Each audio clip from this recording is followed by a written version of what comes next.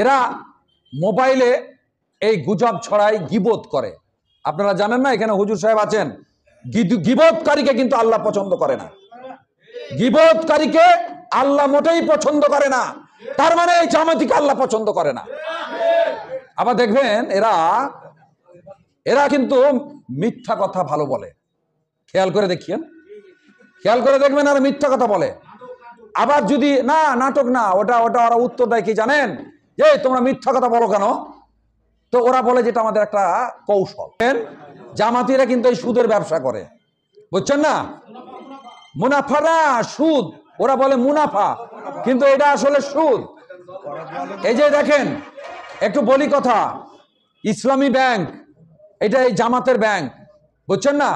ওই ব্যাংক থেকে আপনার শত শত কোটি টাকা, এই যে আমাদের এই যে আমনুরাতে ঝিলিম ইউনিয়নে অটোগুলা দেখছেন না, ম্যাক্সিমাম ইসলামী ব্যাংকের লোন নেওয়া এবং তাদেরকে সুদ দিতে হয়।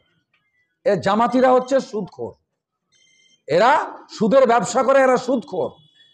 মানে আল্লাহর নবীর এরা হলো যে দুশ্মন। কি কথা ঠিক আছে না?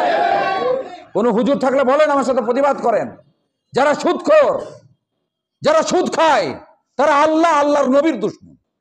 তার মানে এই জামাতিরা আল্লাহ এবং আল্লাহর নবীর দুশ্মন। কথা ঠিক আছে না? আবার ওই দেখবেন, ওই মোবাইলে কিন্তু এরা প্রচার করতে ভালো, মানে আপনার বিরুদ্ধে কিভাবে অপপ্রচার চালাইতে পারে। বিএনপির বিরুদ্ধে যত পারে অপপ্রচার চালাচ্ছে। স্বৈরাচারী হাসিনা এই কৃষকের নাম করে যে হাজার হাজার টাকা সে আত্মসাৎ করেছে, লুটপাট করেছে, বিদেশে পাচার করেছে, যদি না করতো তাহলে ওই মেশিনগুলা প্রতিটা কৃষকের ঘরে ঘরে থাকতো। ঠিক আছে না? কিন্তু আসলে সে তো ওই মেশিন হালকা কিছু নিয়ে এসছে, সব টাকা পাচার হয়ে গেছে বিদেশে। কি কথা ঠিক আছে না? এই স্বৈরাচারী হাসিনা, তার মন্ত্রী এমপিরা কৃষকের নাম করে হাজার হাজার কোটি টাকা যে লুটপাট করেছে, বিদেশে পাচার করেছে, এটা আমরা বিচার চাই না? কি বিচার চাই না? অবশ্যই বাংলার মাটিতে স্বৈরাচারী হাসিনা, তার মন্ত্রী এমপির বাংলার মাটিতে বিচার হতে হবে, হতে হবে। আমরা বিচার চাই।